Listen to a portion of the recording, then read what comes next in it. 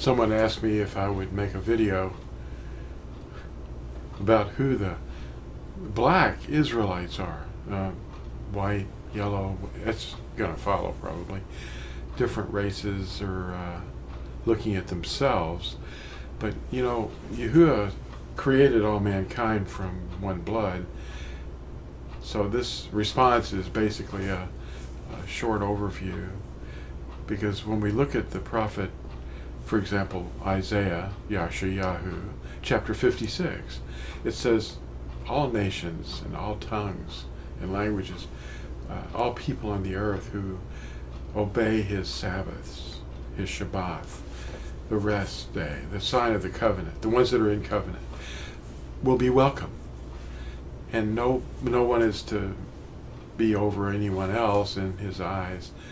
And there's another place where he says that when a foreigner joins to his people and keeps his Sabbaths and his covenant, they're not to be treated any differently. They're not to be treated as foreigners any longer, because they're not foreigners. The Gentile becomes a member of the house of Israel, or Yisrael. And the title of this video is "You Are Dust, and to dust you will return." I'm going to show you what that looks like in writing right here. And it's quoted from Genesis, or Bereshith, chapter 3, verse 19. You are dust.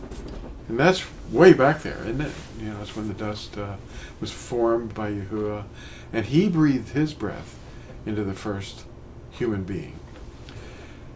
Yahuwah made all mankind from one blood. Check Acts 17:26. Paul was talking to the Greek Areopagus, 400 plus people that had arrested him, and they were holding his life in their hands as to what to do about this fellow who was talking about a man who had been raised from the dead. That's dangerous stuff to be hearing, you know. Anyway, there's another instance where skin color came into being as a way of judging one another.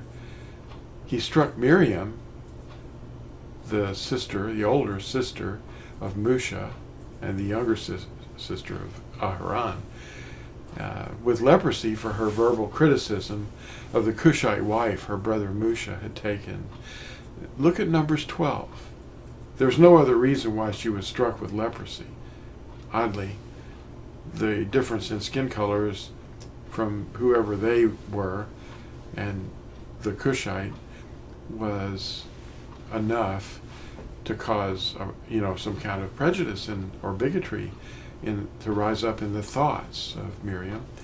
And leprosy, which was a condition at that time that was very, very shunned, and it would turn a person white. Obviously, it would be, well, it may have been white, but it usually was manifesting itself as a white disease. And people have said, yeah, white people, they've got leprosy. Well, we can get real silly with arrogant nonsense, but the tribes of Yisrael have been finally scattered among the Goyim, that's the nations. That read Zechariah 10 verse 9 and Amos 9 verse 9. What does that scattering involve? Interbreeding, and finally mixing, as with a sieve. Thanks for your help, baby. You're very welcome. I'm making a short video.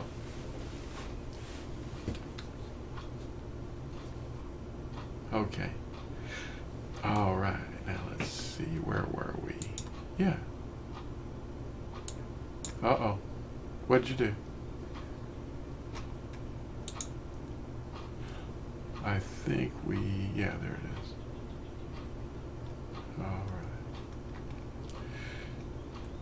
Yahuwah does not look upon the outward appearance, but on the heart, which is our thinking.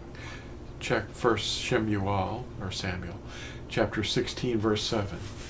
Philip was used to explain the text of Yashayahu, that's Isaiah, chapter 53, to explain that to an Ethiopian eunuch who was returning to his queen Candace. read Acts 8, verses 26 through 40. All of these texts, and many more, show that the sin of bigotry is very serious. Run from teachers who teach their own superiority, and run to Yahusha.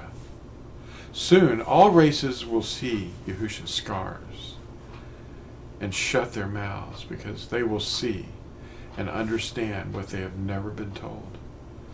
That's including kings. Yeshayahu 52, verse 15. So let's be nice to each other, and let's not have a race war. Let's love one another as Yahuwah loves us. Bye.